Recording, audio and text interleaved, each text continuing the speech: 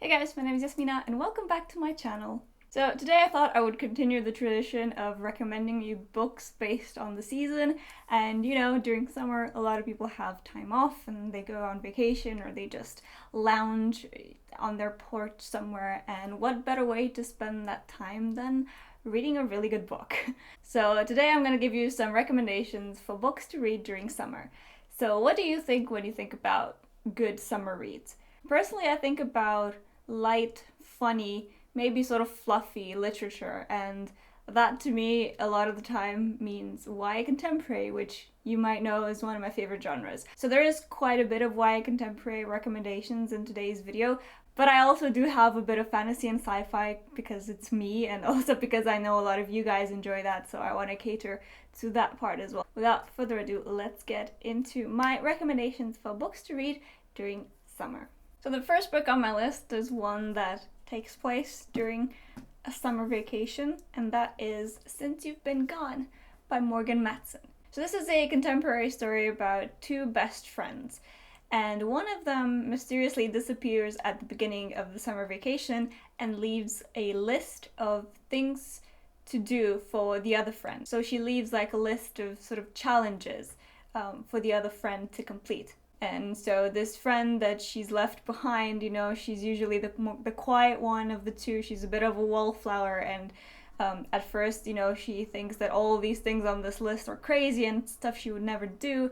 But because of the bond that she has with this other girl who is more adventurous than her, and kind of to not miss her so much, she does decide to take on the challenge of doing the things on that list. And it turns out that some of them, were quite fun, and she enjoyed doing them. And obviously you can imagine that doing those things sort of changes her. So yeah, I thought this was a great summer read, and I would highly recommend it. I think I also read it during summer a couple of years ago, and I thought it was really enjoyable, really fun, fluffy contemporary, but it's the kind of stuff I like sometimes. So yeah, the next book on my list is a bit more difficult to fit into a genre. It's a historical YA fiction, but it has slight magical elements to it. But I adored this book, and anyway, I think it would make a great summer read, and that is The Gentleman's Guide to Vice and Virtue by Mackenzie Lee. This is a story about three friends. Two of them are brother and sister, and another friend who go on a grand tour of Europe.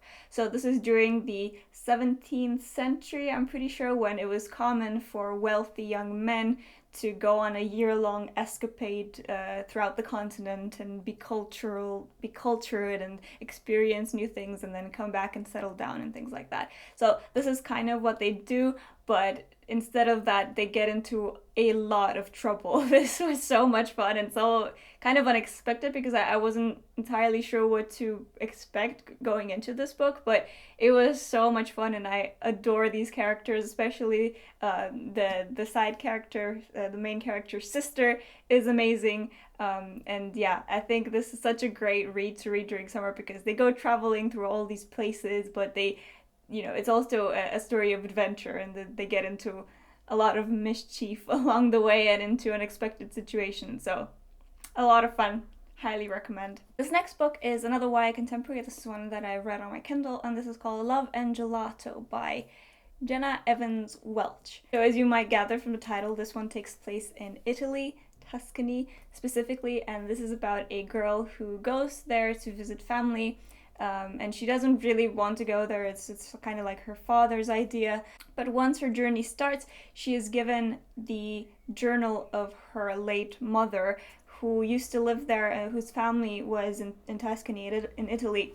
And she doesn't know her mother. Her mother died when she was young, and so she kind of uses this journal to get to know her mother better, and then she sort of goes through all of the locations that her mother talks about in the journal, and there's also a cute boy involved, and yeah, this is also a lot of fun, and I really do love travel books during summer. I think that is a quite common theme for good summer books, and yeah, Italy is a great place to visit during summer, so this was also really nice. Speaking of travel books, I have a few more on this list, but the next one is Just One Day by Gail Forman. This is about a girl who goes to England, and she witnesses a performance of a Shakespeare play called The 12th Twelfth Night. And one of the actors in that performance is the other character in this book, and there's a spark between them. And then I think maybe he proposes for them to go to Paris. And, you know, the main character is usually the kind of person that would never do something like that. But something takes over her. What do you know? And then they do, and then she wakes up the next morning having done all of these crazy things that she would never do, but the guy that she did them with is gone. He just disappears. And so she goes back home to America, and the rest of the book definitely takes place not in Europe, back home, where she sort of thinks over all the things that happened and how they changed her, but the rest of the book is also nice. And by the way, none of this is spoilers, it's literally like description of the book. But yeah, I think this would also be a nice read during summertime. The next book I want to recommend to you today is actually my absolute favorite YA contemporary book and one of my favorite general books of all time. And that is I'll Give You the Sun by Jandy Nelson. This book is beautiful, like in every single way. The writing, the characters, the plot, it's just... I just adore this book. This is something that I strive to write the way she does because, oh man.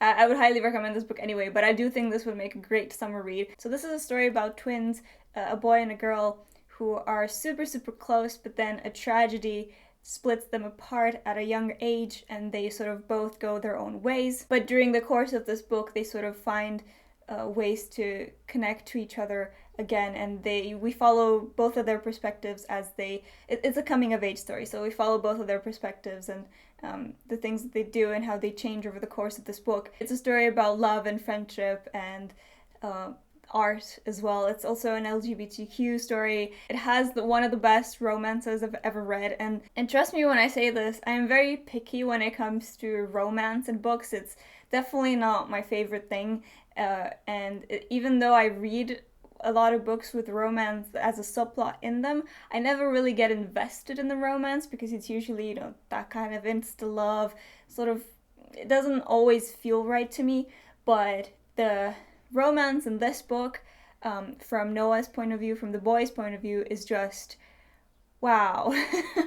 It's so beautiful. I will continue to praise this book because it's genuinely like one of the best books I've ever read, and I would highly recommend it.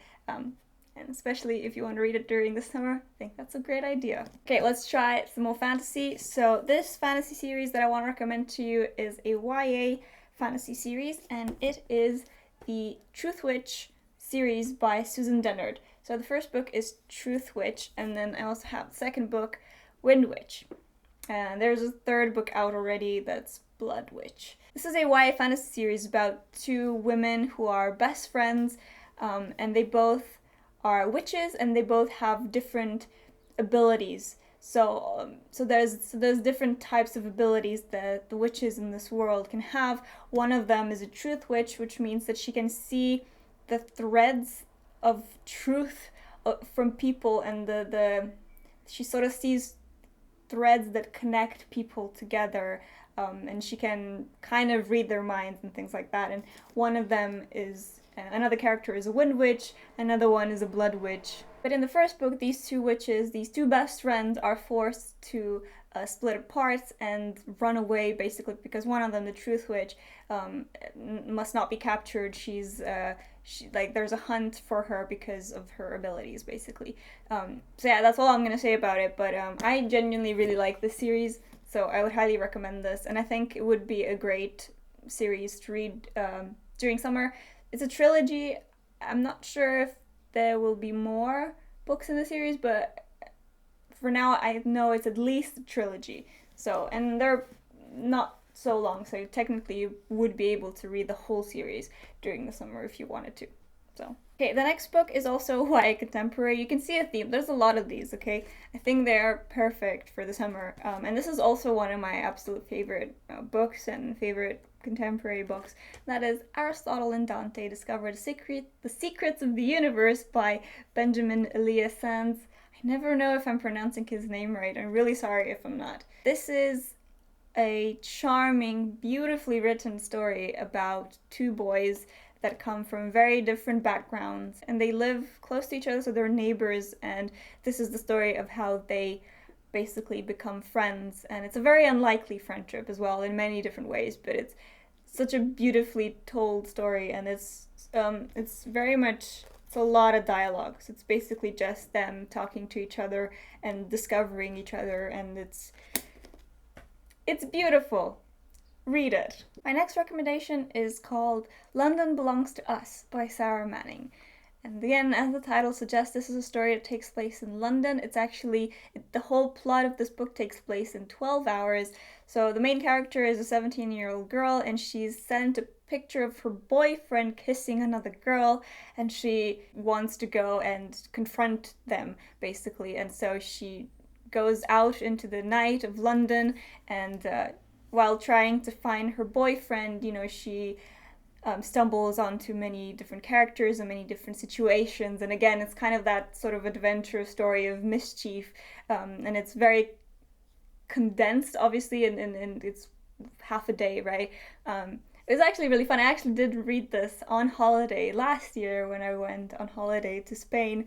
I read it in an afternoon while lazing in the sun, so I would definitely recommend reading this and something like this on holiday. It's a lot of fun, and it's very easy to get through and read, and you can read it quite quickly, and it was quite fun.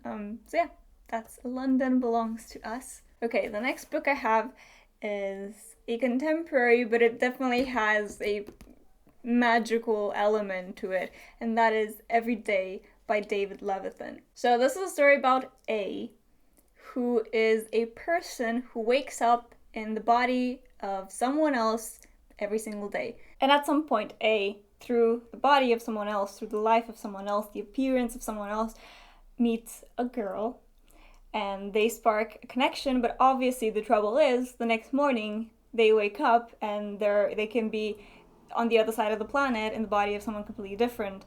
And that's what happens. And so then they try to make their way back to this person that they really like, so trying to track them down by various means. Yeah, this is one of the most unique stories I've ever read, and it's one of those concepts that can go either way. It's such a cool, unique concept, but it can definitely be done poorly. This is not. This is done very well, and I would recommend. This is another one I personally read while on holiday at some point, and I really enjoyed it. Okay, let's get some science fiction up in here.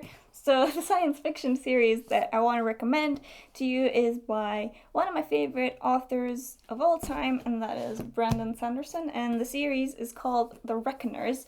So the first book is called Steelheart, then we have Firefight, and the last book, third book, is Calamity. So it's a trilogy. It's a YA science fiction story.